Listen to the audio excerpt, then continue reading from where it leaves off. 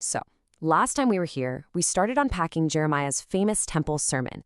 Now we're going even deeper into that same message, looking at chapter 7, verses 17 to 28. And this is where the prophet really lays out exactly why God's judgment on Judah was no longer just a possibility, it was unavoidable. God kicks things off with this powerful, almost sarcastic question to Jeremiah. Do you not see this? And the implication is just stunning. The sickness in the nation isn't some kind of hidden secret.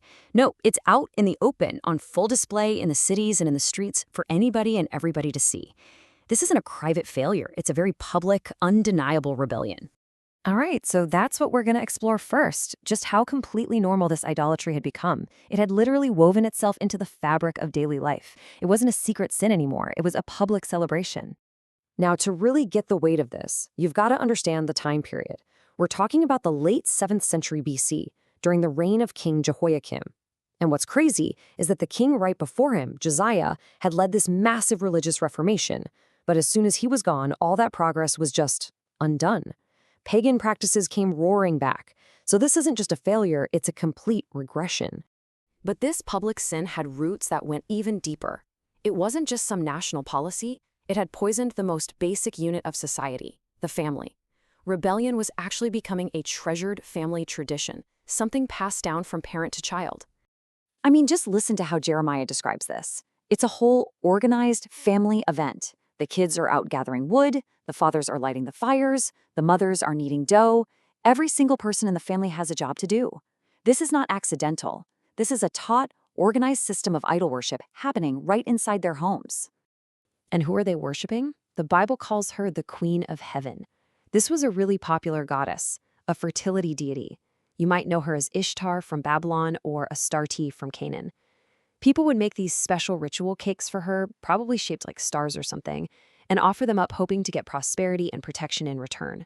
They were literally trading their covenant with God for a little bit of favor from a pagan deity.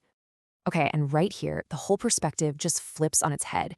God asks another one of these piercing questions. Are they really provoking me to anger? Or aren't they just provoking themselves? This is a total reframe, and it's so important. God isn't some insecure being whose feelings are hurt. He's pointing out that their sin, at the end of the day, is just self-destructive. And that's the key, right? The number one consequence of their sin was self-harm.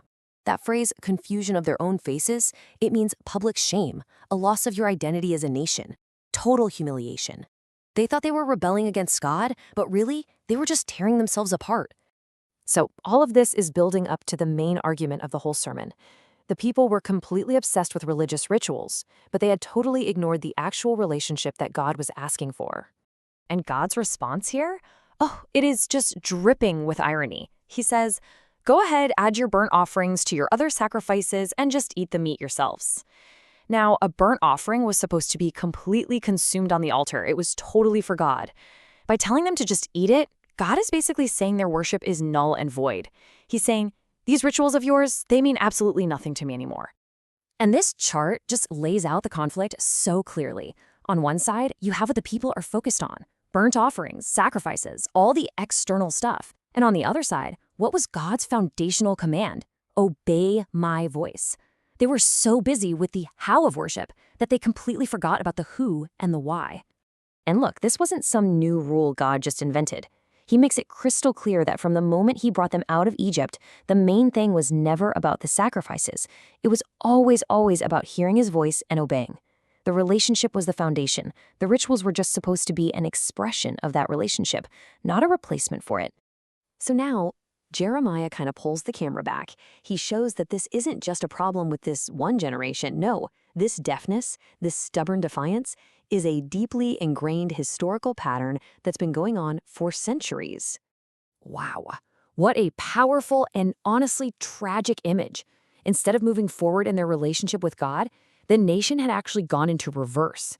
They chose to follow their own evil heart, and in doing so, they literally walked backward, undoing their own history. I mean, this timeline really puts God's incredible patience on display. For centuries, starting with Moses, God sent prophets. People like Samuel, Elijah, Isaiah. The text says he sent them daily rising up early. I love that phrase. It gives you this picture of urgency, of God consistently trying to get their attention. And yet, every single message was met with the same resistance. And to describe that resistance, the text uses this phrase, they hardened their neck. It's this powerful picture of a stubborn ox fighting against the farmer's yoke, right? Refusing to be guided. It means having a spirit that's completely unteachable, defiant, and just refuses to be corrected. And then comes the final indictment of their character. It wasn't just that they repeated the same mistakes as their ancestors. No, they actually became worse. The defiance escalated with each new generation. They learned all the wrong lessons from history, doubling down on rebellion instead of ever turning back. And this all brings us to the climax of the sermon, the inevitable final verdict. The nation has reached a point of no return.